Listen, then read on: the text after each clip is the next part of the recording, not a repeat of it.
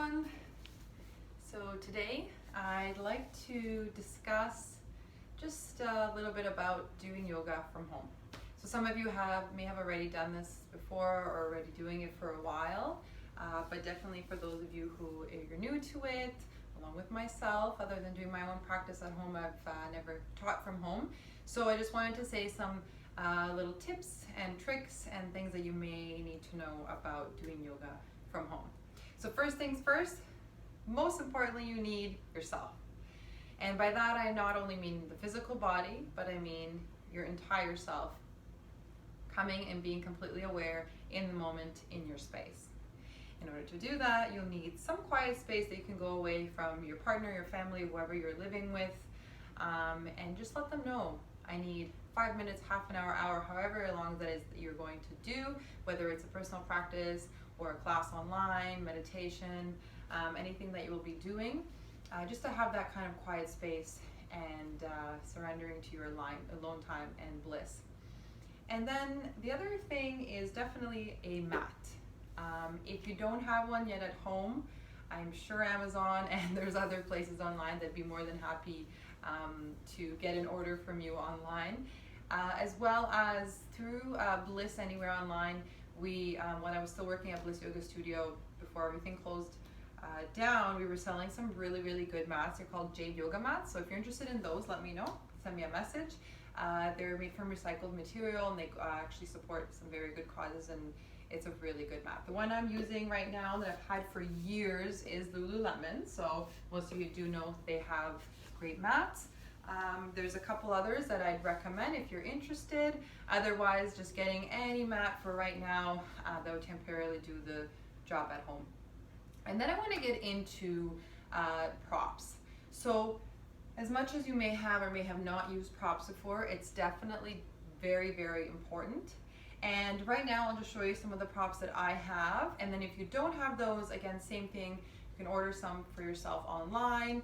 They're all very good on budget, as well as maybe just making something of your own at home.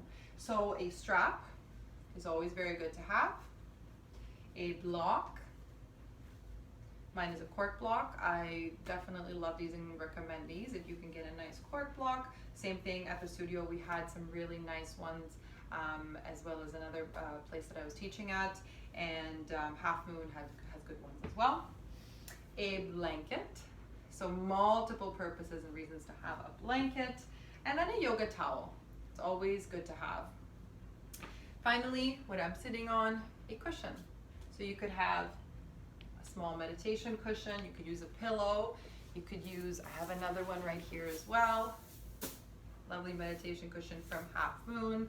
I love this thing. So I vary between which one I use, depending on the time of day or the class, and I use these at home to sit around in the living room anyways. So those are just a few things, and just to go through briefly what they are good for, definitely your strap, I would say, is good for almost any pose.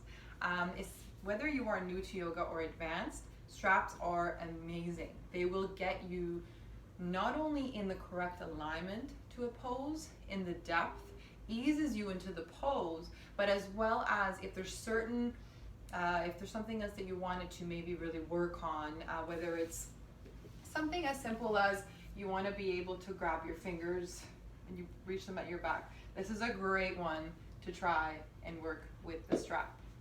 So not only is this great leverage and great exercise, good stretch, but over time, you'll get closer and closer together. So that's just one way. Many other stretches and poses that we go into, you know, if you want to do a forward fold, great to use with the strap. Arm stretches, love doing arm stretches with the strap. It works the whole upper body and shoulders. So there's many ways, and I will also be including some videos, pictures and tutorials on those things if you are interested, which I think is a great tool for everyone. So very important to have a strap. If anything, I recommend you get one of those, and then going forward we can discuss in more detail how to use one. And then we have our block. I love blocks. So blocks, first of all, are great to sit on. Very comfy. So when we are seated, anything that we are doing in our yoga practice, it's great to have your hips elevated, and then you want to have your knees nicely falling down towards the ground. That is the goal, but a lot of us have different body, actually we all have different body types, so not being hard on yourself is when you sit, you feel you're not flexible. Over time, cushions and blocks and these things will help us to naturally allow gravity and allow the stretching to let your body get into that. So blocks are great to sit on, even when you're sitting maybe on your knees, having them underneath. So in hero pose, having that block in between the feet, very comfy. And then, like you've seen in many styles, as well as in many poses, we use blocks for movement as well. So whether it's using it for support, using it for length, using it for leverage, using it when you're doing any kind of warrior poses, or for example in triangle, I love to have a block here. It helps with my alignment when opening up. Otherwise you'd be reaching too deeply, especially if you are just learning certain poses or trying to get into them. Great to have your block. Many ways to use this.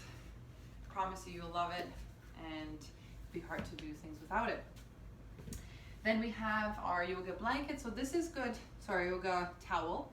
I'm sure most of you have used these. They're really good. They absorb well. Great for sweating. I like to put mine on my mat a lot when doing yoga, and not just doing it on the mat. And of course I discovered these years ago when I got into hot yoga, but they're great for everyone. There's the little ones as well that you can use while you're practicing, using to wipe yourself, and they're great for travel.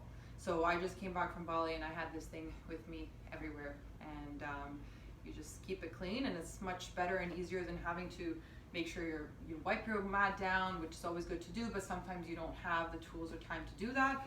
So you have a clean yoga towel. And then we have our yoga blanket. So whatever blanket you have at home, or if you need to get one, these are great for, first of all, getting nice and cozy. So especially in meditation or any yin and restorative classes, we love blankets, love blankets. And not only are they good for covering up and using them as props, but in restorative, so for example, if you don't have a bolster or something at home, this can be used in place of a bolster. So bringing it underneath the knees when you're lying down, or maybe even there's many other ways where you can put it underneath your back. So if you've ever done any nice restorative or yin pose, we have it under the back, and we lay down, great chest opener, and just allows me to get comfortably into butterfly as well.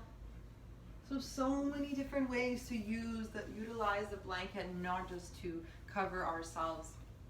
And then finally, whether it's a blanket, a cushion, or pillow, can also be used in place for a bolster at home for your more restorative practices, as well as when you just need a more relaxing practice, stretch, or anything of that sort. They can do any time of the day, really, on your own.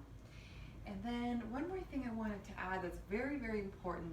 So we've gone through all the different props that you need. We've gone through your physical environment, your body, and just being still and coming present on your mat is probably the most important. And then connecting to your breath before you begin your practice and during. But also what I think is great, and if you've been to my classes, I love to stimulate the senses.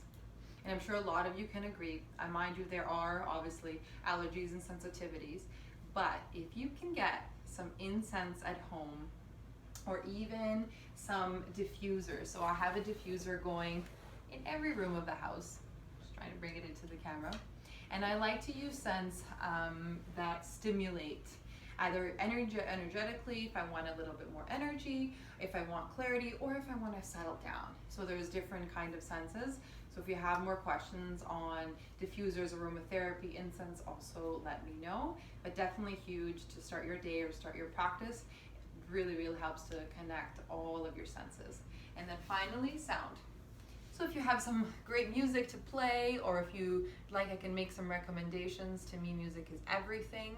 And right now with the whole online virtual world, we're using Zoom and other portals to do our classes. Unfortunately, it doesn't sync well with the talking and the music, but I have recommended to my students when they are taking my virtual classes to play a playlist on their own in the background that only they can hear along with my voice as I'm teaching. And then eventually we'll be able to get that synced as well, so our classes flow just like our energy, and we can all practice together and effortlessly with our music. So thank you very much for taking the time to listen to this today. I hope it was helpful, and that was just a little snippet on everything. So let me know if you have any more questions. I want to try to provide as much information and resources for you to make your home studio as lovely and cozy as possible. Namaste.